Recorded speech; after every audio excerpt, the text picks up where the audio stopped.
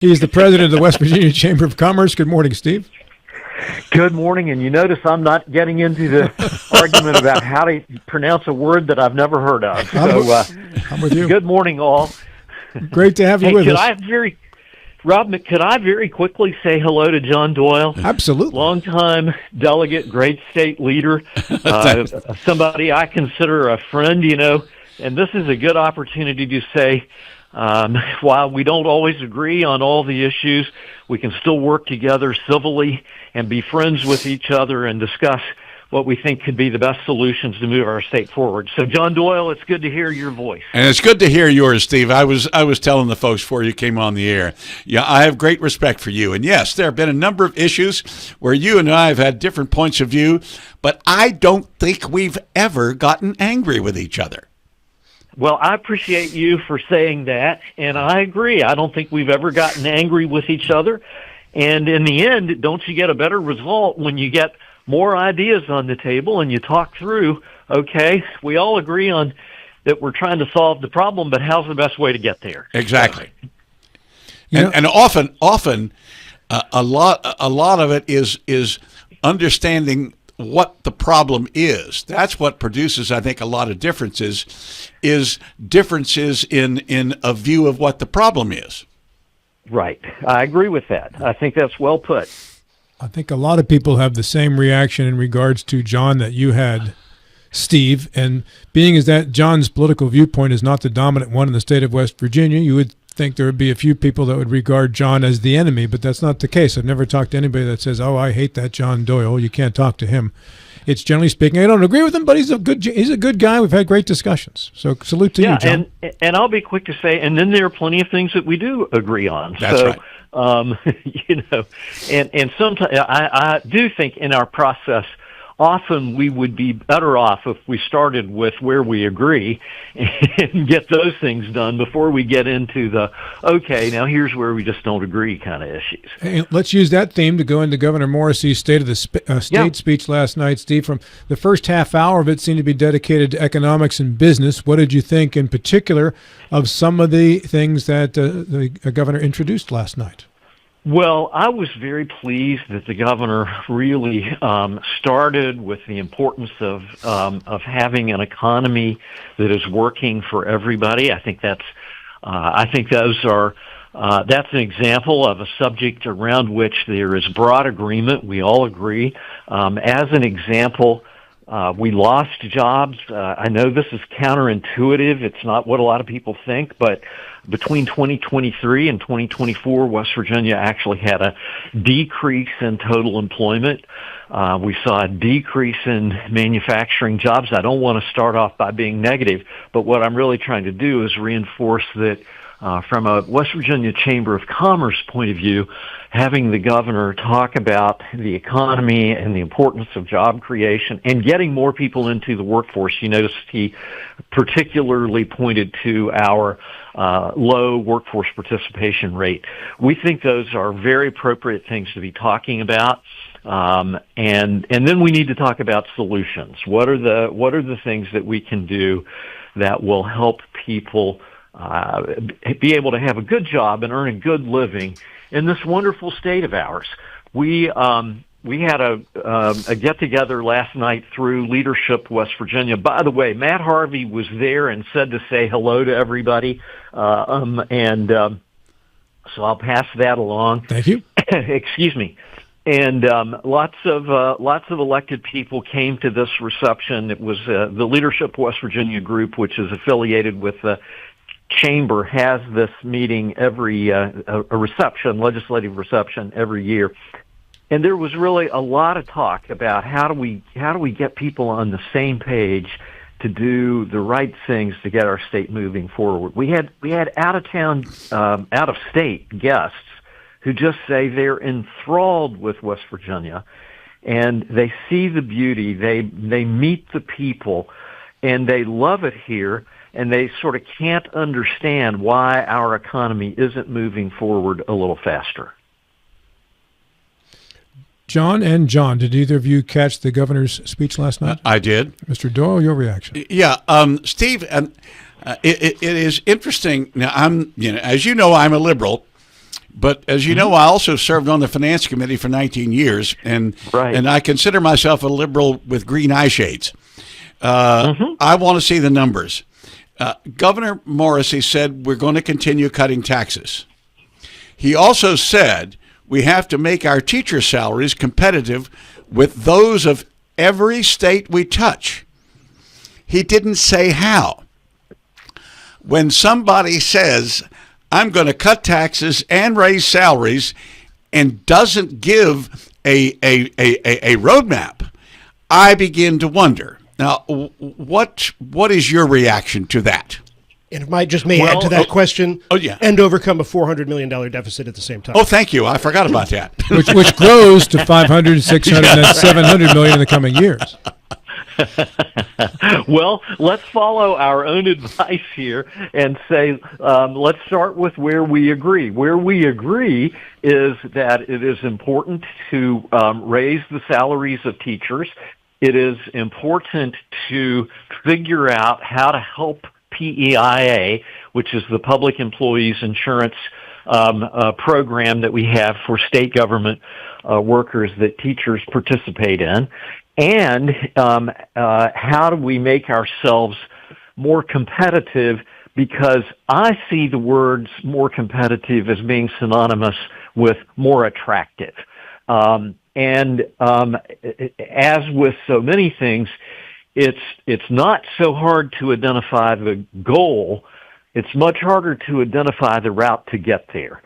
And what I think we're going to find over the coming days as the finance committees hold their meetings and look at the state budget and look at the budget proposals and so forth is that the $400 million that has been identified, many legislators believe that the natural economic growth in the state would get us to a point that is less of a problem in about 2 years of growth. So year one, they made a reserve fund for, and then by year two, the hope, and I hear it coming. Hope is not a plan, but the hope is that natural economic growth would have allowed the state finances to catch up. And I think that's where the debate is going to be. You might have noticed that chair of the House Finance Committee,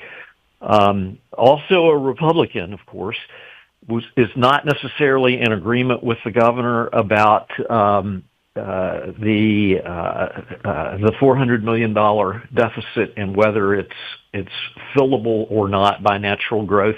Anyway, I'm just pointing out, I think that's where to look for the discussion. That's where the close analysis is going to need to occur.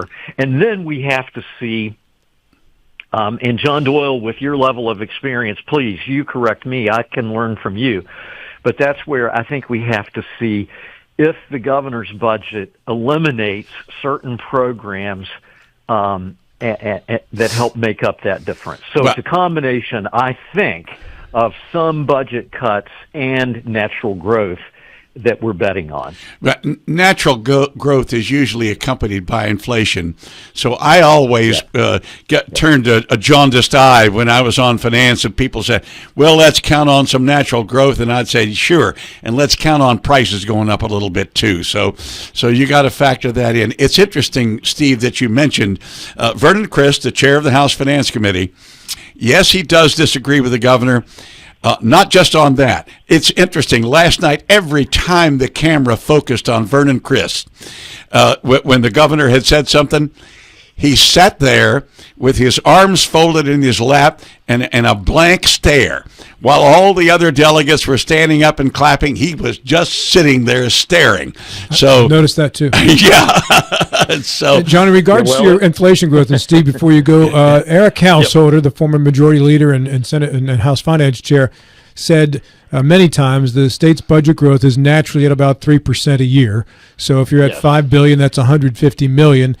as we saw yesterday, the inflation report came out at a little over 3% for the year too. So, John, your point is the inflation growth cancels out the natural growth of the budget. So maybe really not all of it, zero. but it cancels out some of it. Yeah, and it certainly is less. 150 million is certainly less than the projected $400 million shortfall. And the other point I wanted to make, Steve, if you don't mind, and that is that the governor wants us to have lower taxes than any of the states we touch.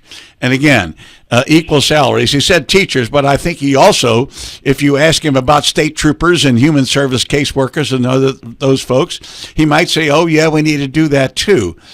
The fact is, if you look at the tax foundation, if you look at state and local tax burden, we're already lower. What we have is a much higher percentage of our taxes in West Virginia go to the state, and a much lower percentage than any of our bordering states go to local government. So when you factor the two together, I think we're already where he wants us to be.